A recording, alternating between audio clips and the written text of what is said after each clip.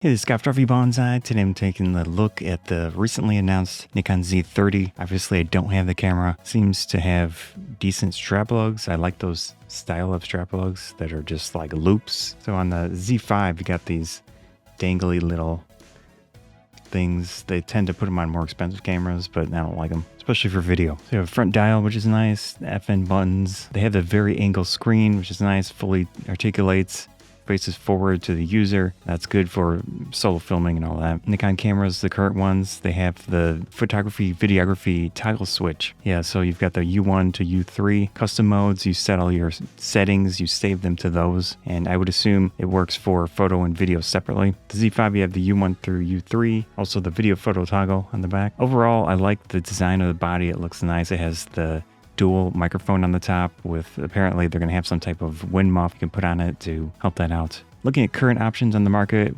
Z30 versus the Sony ZV-E10. This is very similar in price. Actually, the ZV-E10 is maybe about $50 cheaper.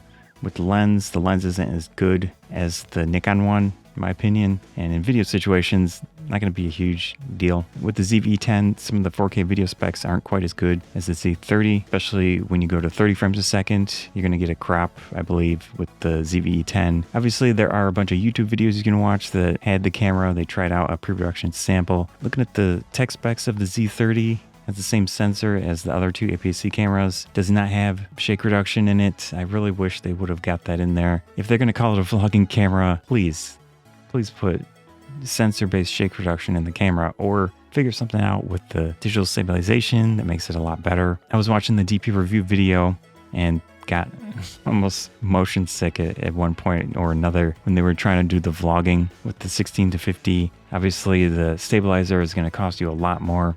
With the recently announced R7, that's $1,500. So it has 4K UHD, 30 frames a second maximum. That's full sensor. But if you do use the digital stabilization, it will crop, obviously. Full HD up to 120 frames a second. That's pretty decent. I don't know like the specifics of it, how it works. Does it have audio? I'm not sure. For photography stuff, 1/4000th of a second maximum mechanical shutter speed, 1/200th of a second maximum flash sync speed. I just don't see a reason to buy this if you're doing photography unless you're really 50-50 mix of photo and video. So if you take thumbnails and stuff with the camera, this will be fine. You can use one single USB cable for the USB webcam functionality to top up the battery as well as do the webcam at the same time with the Z5.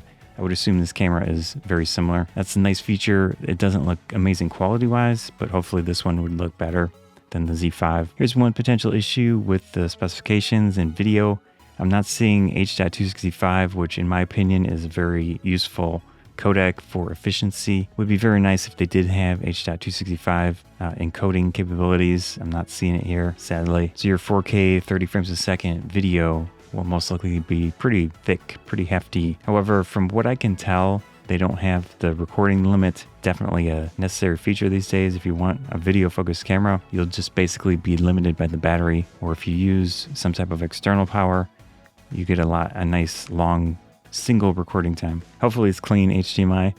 I haven't looked at a ton of the videos, so I can't confirm that. So one of the negatives I do see, at least from my perspective with the Z5, I like having the same battery in my cameras as much as possible. This one uses the smaller EN-EL25. So if you're full APS-C Nikon Z mount, that's fine for you, but anyone that's using a more expensive Z camera uses these larger batteries. You know, is it really that much more expensive? Is the size really that much larger? That's a big negative for me with the Z5 because I like the camera. I don't really plan on selling it unless there's something else that shows up. The Z30 specs compared to the ZV-E10, I think they're very similar. There is a lot of rolling shutter at 4K with the ZV-E10. That's one of the main reasons I haven't personally considered this camera. It's an older sensor. The Z30 sensor isn't exactly new, but I would assume, at least from when I used the Z50, it was fine. It looked good. They do both have the tally lights. They both have the flip side screen. They both have the dual microphones. So basically Nikon copied the ZV-E10 and made their own version of it. I would not call this a vlog camera. I'm sorry, Nikon. Sorry, Sony. Don't call them vlog cameras. They don't have sensor-based stabilization. or some like really, really good electronic stabilization, but that's not the case.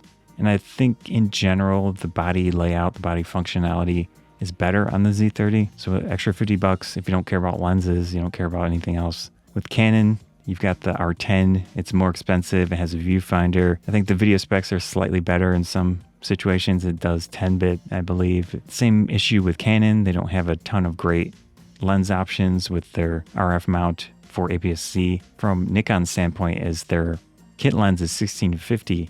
With the new RF kit lens, it's 18 millimeter starting point, which is not great for vlogging stuff if you really want to do vlogging stuff with these. Neither camera has sensor-based stabilization, and the Canon is more expensive. So if you want more of a photo-video mix, more photo than video, the Canon is a smarter option. The M6 Mark II right here, I use this for most of my video stuff. 4K is not great. It's like pixel bin 4K or whatever, but it's good enough for me, and it's better than 1080p that I have on the M50. It does have a flip up screen, and that's kind of nice sometimes as well. Obviously EFM mount, who knows what's going to happen with it now that they've released the RF cameras. So I wouldn't necessarily recommend this camera, although if you could buy it used, if EFM has everything that you want and there's nothing else that you want, you know, you can consider the M6 Mark II. Photo video mix, like the split between those, isn't great here. You can't push video settings, like dedicated video settings, into this camera's custom modes. They're just for photo stuff. Looking at lenses for the Z30, 28mm f2.8, probably a good buy for that camera, but no stabilization in the lens, no stabilization in the camera besides digital. Viltrox does have some lenses, which is interesting. 33 1.4. I have the EFM version of that. It's okay. It works. The autofocus sound and everything is decent. Obviously, I don't know how it works on the Z cameras. I think they're going to be releasing a 13mm, but again, no stabilization. Stabilization option here, 16-50. This is going to be the main lens to use on the camera, so you should buy it with the kit lens. The 23 or the Nikon version, the 28, it's good for just sitting, talking to the camera. That's a nice focal length usually for that. Again, maybe if you used a gimbal, it may be an interesting option, but handheld, I don't know. More still photography stuff, could be used for video. Does have VR, which is good. I do have this 24-50. It's not tiny, but it's small enough that it'd probably be fine on the Z30. 24 isn't great, obviously, but if you do have full frame Z-mount stuff, at the very least, you can use this on the Z30. This is not a lightweight lens. It's pretty hefty for a 50 1.8, but it is optically very nice. Not so important for video. 18 to 140. So this is like a full big zoom. Does have VR. Maybe if you're doing certain types of video, that could be an interesting option. There's just not a lot of wide angle options for Z-mount APS-C. 21.8 costs more than the camera. No stabilizer in the lens. Nikon, you really need to figure something out here. So the 14 to 30, again, no stabilization. So I would not honestly go for that. You're paying a lot of money, but you're not getting some certain features that would make your video so much better. Talking about stabilization with the Z5, it has the sensor-based stabilization. Even with the lens that doesn't have it, you can use that sensor stabilizer plus the digital stabilization to do a locked off shot, and it works pretty well. Canon came out with the R7. Again, it's very expensive comparatively, but it does have it, and it's a type of feature that is, in my opinion, worth the money. They're selling these bodies, and I guess you do chicken or the egg. Which one do you do first? Do you do the bodies or do you do the lenses? It's going to usually be the body. In this case, that's the situation we've got. The question is, who is this Z30 for? I'm going to go into some of my personal preferences with cameras like this. I am looking for a bunch of cameras similar to this that I can use for vlogging. I can use for talking to the camera like this at my computer, doing streaming type things, doing stationary shots indoors, stationary shots on location, something like that. With this camera, now that I see the R7 exists, that's much more appealing option. It's a much more expensive option, but it does have the dual card slots, and you can record video, as far as I understand it, to both card slots at the same time, instant backup. So in this case, you got the single card slot. You can likely output the HDMI with this camera and With the Z5, you're able to record in the camera and do 8-bit output to HDMI. So with a Ninja 5 recorder, which I have, I could do that and get a dual recording. Not confirmed, obviously, for this camera, but I would assume they're similar. Besides that, ergonomics look decent. I think Nikon does a good job on that. Touchscreen capabilities with Nikon cameras currently is very nice, very similar to Canon stuff. Sony's lacking in that regard on this level of camera. Personally, I would not go for this if you specifically want vlogging stuff. Spend more money and look for a camera that does have sensor-based stabilization in it. I have done some vlogging stuff with this and the M6 Mark II. It does not have sensor-based stabilization.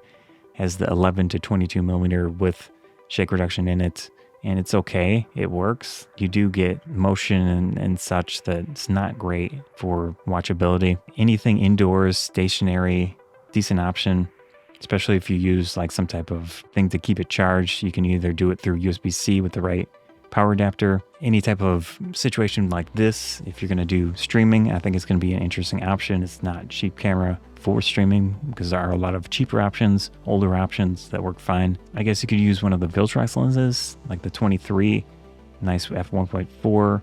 Doing this type of thing would be good. So for example, my current camera here is the M50 through USB with the Sigma 16mm f1.4. At f2 at the moment. Having a good lens for streaming stuff is nice in those situations. It's not the worst thing ever, but there are a lot of things they could have done with the Z30 to make it more appealing compared to other options on the market. Anyways, hope you enjoyed this long talk on the Z30, analyzing it and such. Scott Photography Bonsai, thanks.